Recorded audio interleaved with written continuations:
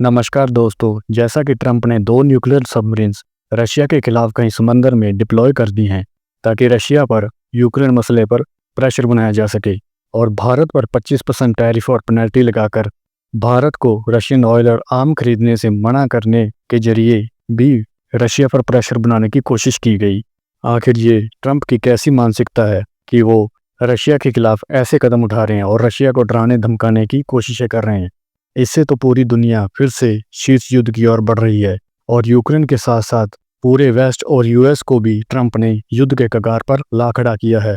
इससे पहले यूक्रेन ने भी रशिया पर डायरेक्ट हमले करके, चाहे वह रशियन बॉम्बर को डिस्ट्रॉय करना हो, रशियन गैस पाइपलाइन पर अटैक या मॉस्को पर ड्रोन अटैक, ये तो रशिया को भी पता है कि यूक्रेन ऐसे हमले यूएस और वेस्ट की मदद के बिना नहीं कर सकता, पर रशिया फिर भी नहीं झुका। यूएस और वेस्ट ने अपनी सारे हथियार इस्तेमाल कर लिए रशिया के खिलाफ, चाहे वो सैंक्शंस हो, ताकि रशिया को ज़्यादा से ज़्यादा इकोनॉमिकली डैमेज किया जा सके। ऐसी सिचुएशंस में सर्वाइव कैसे करना है ये रशिया को अच्छी तरह से पता है और रशिया अब इन सब का आदी हो चुका है।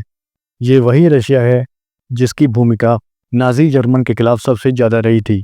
और रशिया ट्रंप के इन कदमों की निंदा करते हुए ये भी कह चुका है कि अब ये वॉर रशिया यूक्रेन नहीं बल्कि रशिया यूएस बनती जा रही है। ट्रंप के द्वारा दो न्यूक्लियर सबमरीन्स रशिया के खिलाफ डिप्लॉय करने के बाद रशिया ने भी अपनी न्यूक्लियर सबमरीन्स यूएस के खिलाफ डिप्लॉय कर दी हैं और रशिया ने यूएस को ये भी धमकी दी है कि वो सीपीसी कैस्पियन पाइपलाइन कंसोर्टियम को भी बंद कर देंगे। ये पाइपलाइन तजाकिस्तान से रशिया से होती हुई गुजरती है,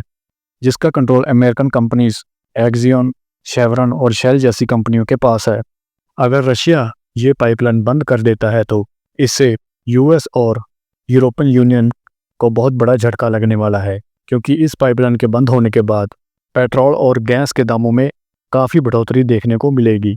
रशिया जहां ये बात अच्छी तरह से जानता है कि अगर कल को भारत ने रशियन ऑयल खरीदना बंद कर दिया तो रशियन इकॉनमी को बहुत बड़ा झटका लगेगा। लगभग 40 to 45 billion dollar per year के हिसाब से रशियन इकॉनमी को झटका लगेगा और रशिया यहाँ भारत की ये मार्केट किसी भी हाल में बचाना चाहता है। नो डाउट कि अगर भारत भी रशियन ऑयल की परचेजिंग बंद कर देता है तो भारत की इकॉनमी को भी झटका तो लगेगा, क्योंकि रशिया बहुत बड़े डिस्काउंट पर भारत को तेल देता है और भारत के लिए इतनी जल्दी रशियन ऑयल की परचेजिंग बंद करके किसी और देश से ऑयल परचेज करना बहुत ज़्यादा मुश्किल होगा और वो देश इतनी ज़्यादा डिस्काउंट पर भारत को तेल देंगे भी नहीं।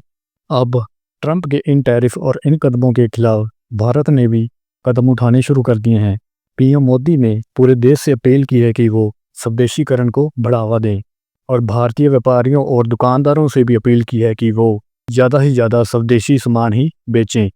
ताकि भारतीय एमएसएमईज और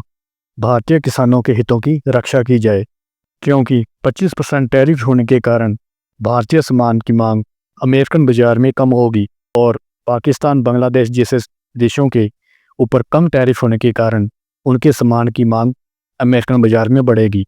भारत भी एक बहुत बड़ा बाजार है, तो मोदी जी का जहाँ ये कहना है कि क्यों ना हम खुद ही अपने सामान की खपत पूरी करें, और ऐसा होना भी चाहिए, बल्कि हमेशा के लिए ही ऐसा होना चाहिए, क्योंकि जितना ज़्यादा हम स्वदेशी अपनाएंगे भारत की इकॉनमी उतनी ही ज़्यादा तेज़ी से ग्रो करेगी। तो यहाँ चाइना, भारत, ब्राज़ील जैसे देश अपने हितों की रक्षा के लिए ट्रंप की इस टैरिफ वॉर के खिलाफ खड़े हुए हैं। चाइना ने तो यहाँ साफ तौर पर यह कह दिया है कि वो ट्रंप की इन टैरिफ वैरिफ को नहीं मानते और ट्रंप को जो करना है वो कर सकते हैं। इससे चाइना को कोई भी फर्क नहीं पड़ने वाला। जिस तरह से ट्रंप ने पूरी दुनिया के खिलाफ टैरिफ वॉर छेड़ रखी है, ये टैरिफ वॉर कहीं ना कहीं वर्ल्ड वॉर की ओर बढ़ती जा रही है। अगर नेटो या यूएस रशिया के खिलाफ कुछ भी कार्रवाई कर देते हैं या रशिया इन देशों के खिलाफ कोई छोटी मोटी कार्रवाई भी करता है, ये देश पूरी तरह से वॉर में कूद जाएंगे। इसके बाद पूरी दुनिया को चाहे अनचाहे इस वॉर का हिस्सा बनना पड़ेगा। ट्रंप इस बात को बड़ी अच्छी तरह से जानते थे कि मैं जो करने जा रहा हूँ उसका नतीजा क्या होने वाला है। इसीलिए ट्रंप अपने सेकंड सीजन में प्रेसिडेंट बनने के बाद लगातार अपने भाषणों में वर्ल्ड वॉर 3 का जिक्र किया करते थे।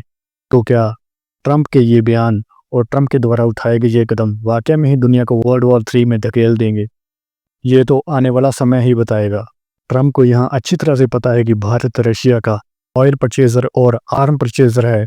इसलिए वो भारत और रशिया को एक साथ डेड इकोनॉमी कह रहे हैं और पूरे जोर शोर के साथ भारत के ऊपर प्रेशर बनाने की कोशिश कर रहे हैं।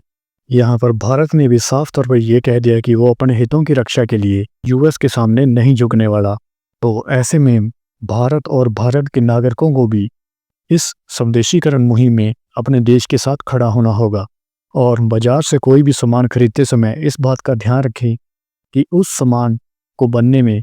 कहीं ना कहीं किसी भारतीय या भारतीय कंपनी की इन्वॉल्वमेंट जरूर हो। जय हिंद, जय भारत।